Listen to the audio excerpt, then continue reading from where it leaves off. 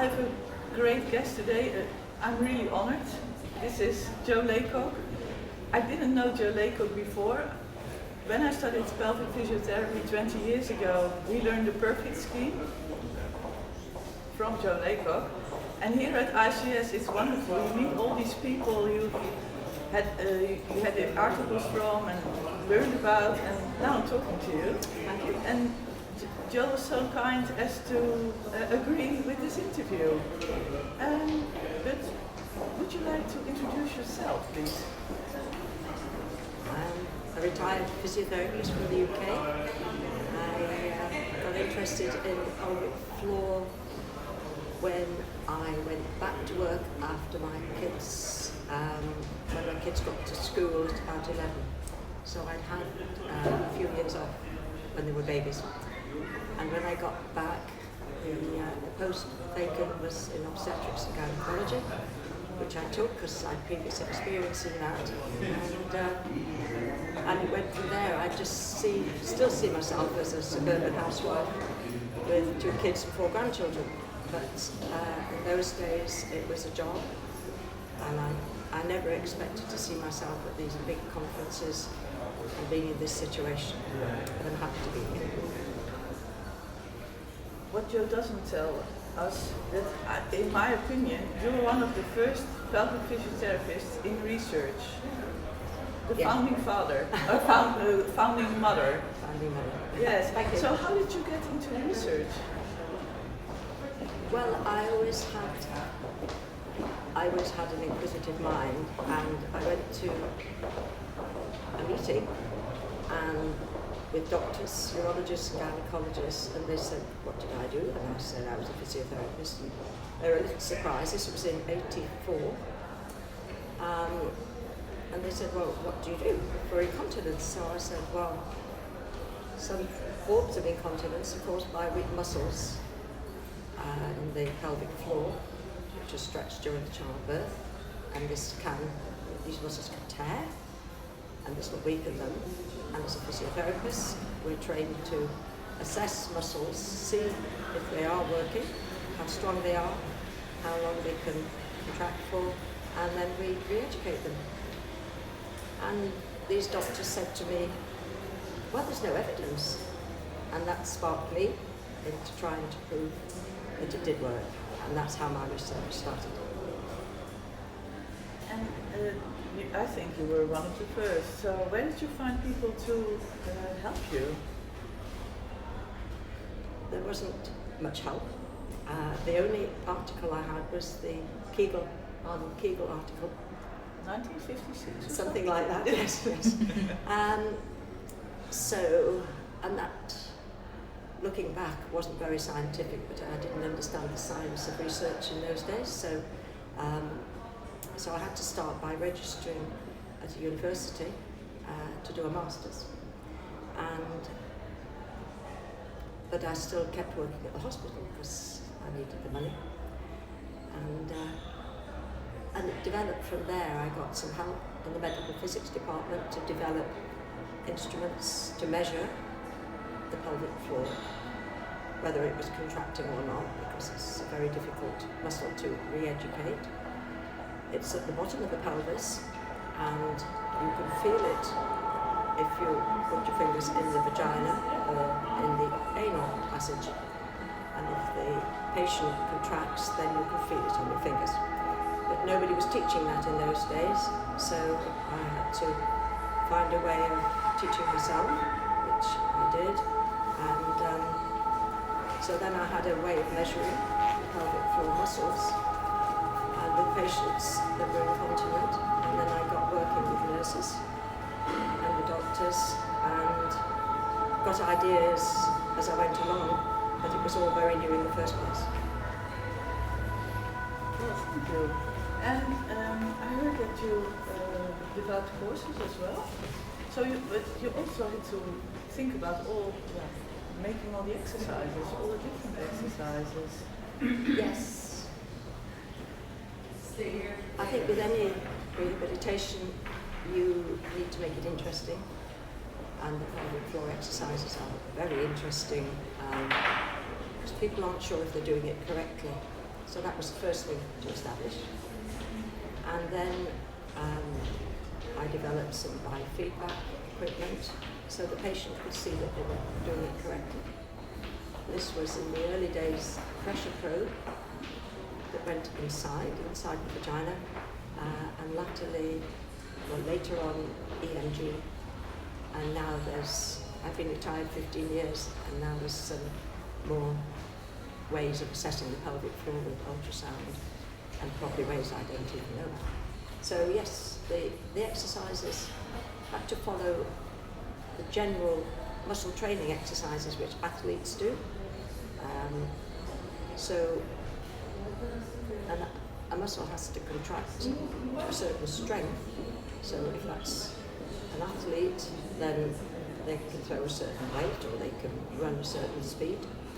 And then they've got to last a long time. The pelvic floor's got to be working 24 hours a day. So the endurance of the muscles is also important, as it is with track and field athletes, and footballers, everybody. So to apply that to the pelvic floor was something that hadn't been done before. So I tackled that. Well, you was just mentioning the internal investigation and the internal work. Well, for us now, it's pretty normal, but in your time it definitely wasn't. So how did the physicians and the patients react when you were mentioning that you were going to do an internal investigation? It wasn't accepted at first that a physiotherapist was doing this, but after I got the master's, I got the doctorate, and then it seemed to be accepted by the doctors a lot more then, and the patients, it was explained to the patients they were used to a gynecologist and a urologist doing it, so I was very professional, and they appreciated that it was actually the only way to tell them if they were doing it correctly. It doesn't hurt at all to do it with one finger, and so, as you say, it's become the norm now for assessing the muscles.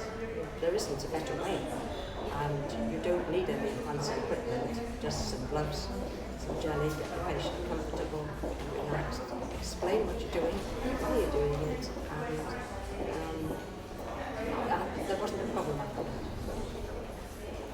So the next phase was you did your PhD, and then of course you're only on your own. You developed some courses as well. Yes. And can you share some information about your courses? Courses I'd been on previously, the information was not evidence-based, and I saw my role as getting the evidence and teaching other physiotherapists and nurses to look for the evidence before they decided to do something. So I had to provide the evidence. To do that, I did some trials with patients agreeing to a certain form of exercise. Another way of stimulating muscles is with very small electric current, and they agreed to do that. And I compared different methods until I got the evidence that showed actually both methods worked, both electrical stimulation and just ordinary muscle contractions. I'm doing it now. You can't see I'm doing it. I guess I'm quite good at it by now. But incontinence is quite a common problem with ladies and men. And so once you've learned how to contract the pelvic floor, with a physiotherapist telling you if you're doing it right, and really it's up to you. But 60 to 70% of women in my studies and many others have improved their incontinence, and in fact some are cured, some are just very much not better. Thank you. And I heard you had a very nice way of teaching as well, that your students, they had to, if you had for instance, a gynecologist or a urologist teaching, they have to guide him the whole day. Is that correct? Guide him the whole day? Yeah, to keep comfortable, your guests? So they got to learn, like I spoke to a colleague and she said, well, in the course of Jo, I had to stay with the physician all day and show him where he had to go. Is that correct? And before the course, the students on the courses had a list of things that they had to do. And one was to spend a day, half a day, with a gynecologist or a neurologist who had agreed beforehand that they should be there and he would teach them how to do a vaginal examination. The other thing they had to do was to work with a continence nurse. And the continence nurses are very important in this field throughout the world.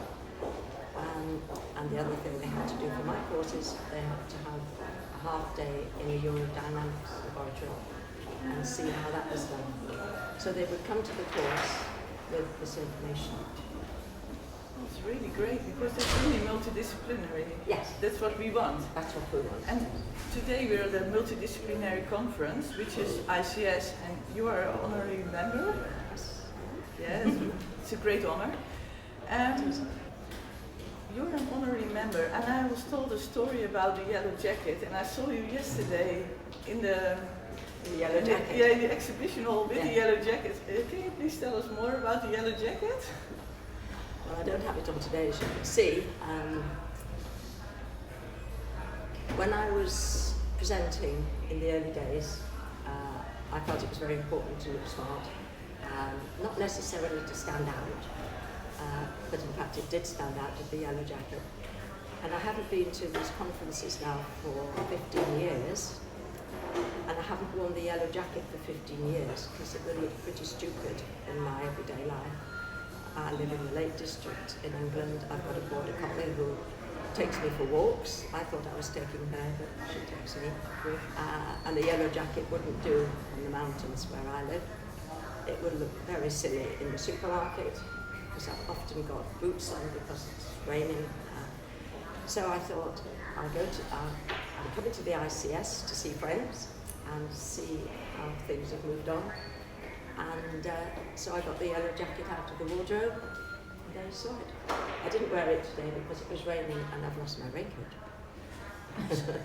But was there a reason you wore the yellow jacket? Was it just because you wanted to look smart, or was it to get recognized? No. I never thought about it. By other physios? No. Okay. But somebody has said, coincidence, it was yellow coloured, the colour of urine. and apparently a well-known surgeon in the 80s, when I started coming to the conferences, always had a yellow tie for that reason. I only learned that last night. Oh. No, the yellow jacket used to have a yellow skirt with it, but I can't get into that now. Okay, thank you very much. Is there something else you would like to share with us, with the next generation? Some things were said yesterday by people that have been on my courses or have taught on my courses, which I didn't know. How they enjoyed the course and the usual polite things. But one gynecologist said one thing that I used to do on my courses, he has taken all over the world, because when you're a speaker on a course, you're really quite isolated and nobody dares talk to you for some crazy reason. And so all my courses, I would have several invited guest speakers from around the world, and I always had physiotherapists to mentor them, to look after them. So they would meet and greet and then make sure that they had everything. We sit with them at the breaks and at the dinners and look after them. And I did that because I felt lonely when I was invited in the early days around the world, whatever. And it just seemed a natural thing for me to do. And this guy yesterday said he's done that ever since. And that was quite nice to hear, because I didn't think nobody had commented before. So I was happy to hear. It's great to hear. Yes. And it's good for everyone to do, actually. We've had two speakers. I think this is really good, and we can learn from each other, and this is a networking event, I think. You've been at ICS how many times? My first ICS was in 1985, and I went to every one except 3 up to 2020.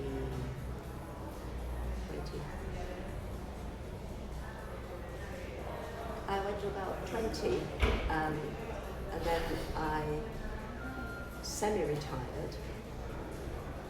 You see, my work was all done in a hospital. I was not attached to a university. And so raising money for the research was difficult for me because it hadn't been done before. And paying to go to the conferences was quite a lot. So, and then I was awarded the Lifetime Achievement Award when the meeting was in Scotland, which is not far from where I live. So I was honoured to go to that, and that was 8 years ago, I think. And I've stayed in touch with a few of the physios, and now I'm in touch with Heidi. And so I thought I'd come to Sweden just to see how things had progressed with the health. Well, thank you very, very much. It was a great honor and pleasure to speak to you, and you took the time to sit here. It was my pleasure. Thank you. Thank you very, very much. Thank you.